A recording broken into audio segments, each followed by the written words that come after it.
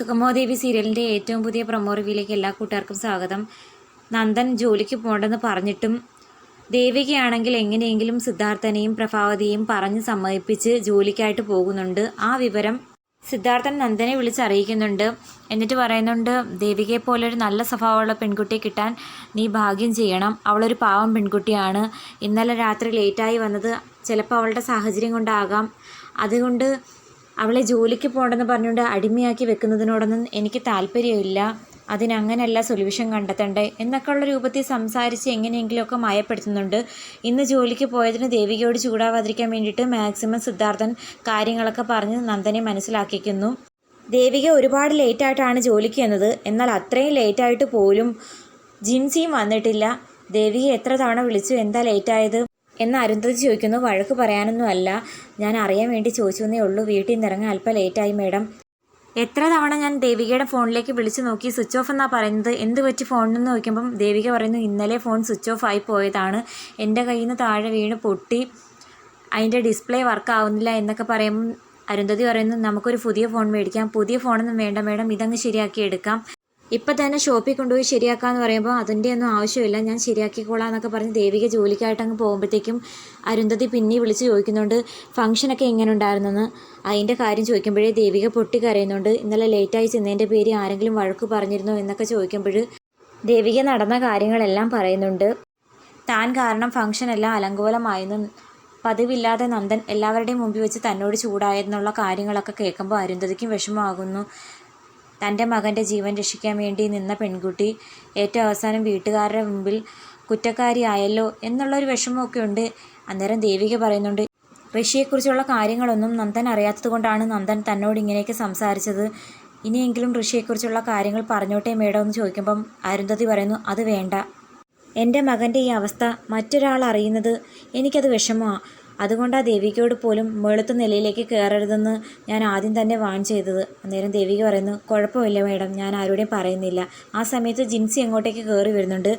ജിൻസിയോട് വല്ലാണ്ട് ദേഷ്യപ്പെടുന്നുണ്ട് അരുന്ധതി. നീ എന്തുകൊണ്ട് ഇത്രയും ലേറ്റായ വിവരം നിനക്കൊന്ന് വിളിച്ചറിയിച്ചുകൂടായിരുന്നോ? ഇന്നലെ ആരോടെ ചോദിച്ചിട്ടാണ് നീ ഇവിടുന്ന് ഋഷിയെ ദേവികയെ ഏൽപ്പിച്ചിട്ട് പോയെന്ന് ചോദിക്കുമ്പം ജിൻസി ദേവികയോട് പറയുന്ന അതേ ലാഘവത്തിൽ അരുന്ധതി മേഡത്തിനോടും പറഞ്ഞു, ഞാൻ മരുന്ന് കൊടുത്താലും ഭക്ഷണം കൊടുത്താലും ഋഷി കഴിക്കത്തില്ല. ലീ എന്ന് പറഞ്ഞുകൊണ്ടിരിക്കും. അവൻ എപ്പോഴും ലീ മാത്രം മതി. ദേവിക മതിയെങ്കിൽ ദേവിക നിന്നോട്ടെന്ന് കരുതി ഞാനങ്ങ് പോയി എന്ന് പറഞ്ഞതും അരുന്ധതി മേഡം ജിൻസിയുടെ കവളത്തേക്ക് ആഞ്ഞൊരടി അടിക്കുന്നുണ്ട്. നീ എന്ത് പറഞ്ഞടി? അപ്പം ദേവിക അതൊക്കെ കണ്ടിട്ട് പേടിക്കുന്നു.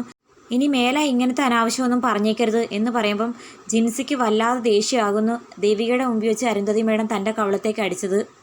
നീ കൊടുക്കുന്ന മരുന്നും ഭക്ഷണമൊന്നും എൻ്റെ മോൻ മേടിച്ച് കഴിക്കാത്തത് മറ്റൊന്നും കൊണ്ടല്ല, നിൻ്റെ സ്വഭാവം കൊണ്ട് തന്നെയാണ്. സ്നേഹത്തോടെ കൊടുത്തെങ്കിലേ വയ്യാതെ കിടക്കുന്നവർ അതൊക്കെ മനസ്സിലാക്കി മേടിച്ച് കഴിക്കുള്ളൂ.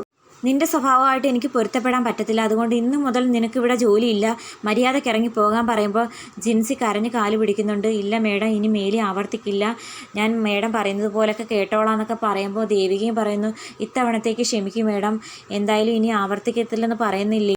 അത് കേട്ട് അരുന്ധതി പറയുന്നു, ദേവിക പറഞ്ഞതിൻ്റെ പേര് മാത്രം ഇത്തവണത്തേക്ക് നിന്നോട് ക്ഷമിച്ചിരിക്കുന്നു.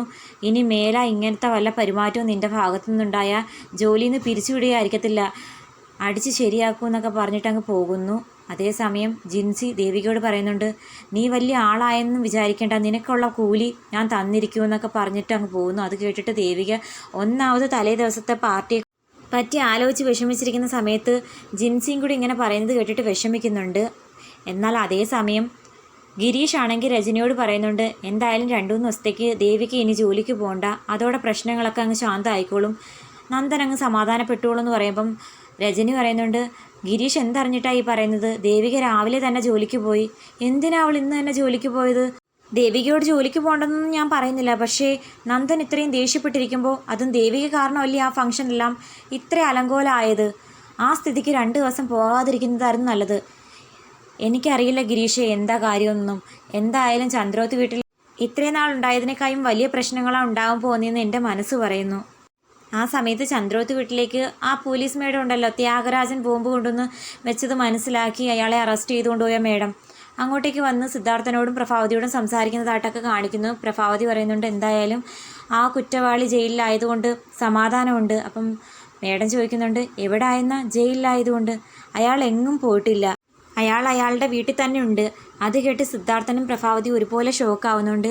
ഇത്രയും വലിയ തെറ്റ് അയാൾ കാണിച്ചിട്ടും എന്തുകൊണ്ട് അറസ്റ്റ് ചെയ്ത് ജയിലിലാക്കിയില്ല എന്ന് ചോദിക്കുമ്പോൾ അയാളുടെ പിന്നിൽ ആരൊക്കെയോ കളിക്കുന്നുണ്ട്, അത് ഉറപ്പാണ്. നിങ്ങളുടെ ശത്രുക്കളാകാനാ ചാൻസ്. അതെല്ലാം കേട്ടിട്ട് സിദ്ധാർത്ഥൻ്റെയും പ്രഭാവതിയുടെയും ഉള്ള സമാധാനം കൂടി പോയി. തലേ ദിവസത്തെ പാർട്ടിയിലുണ്ടായ ആ ദുരന്തങ്ങളും പിന്നെ ത്യാഗരാജൻ ജയിലിലല്ല എന്നുള്ള കാര്യം അറിഞ്ഞപ്പോഴത്തേക്കും ത്യാഗരാജൻ തങ്ങളുടെ പതനം കാണാൻ വേണ്ടിയിട്ട് എന്തും ചെയ്യാൻ മടിക്കാത്ത ഒരു ദുഷ്ടനാണ്. ഇനി അവൻ എന്തൊക്കെ കാട്ടിക്കൂട്ടുമെന്നുള്ള കാര്യത്തിൽ പേടിക്കുന്നുണ്ട്. കാത്തിരിക്കാം എന്താകുമെന്ന്.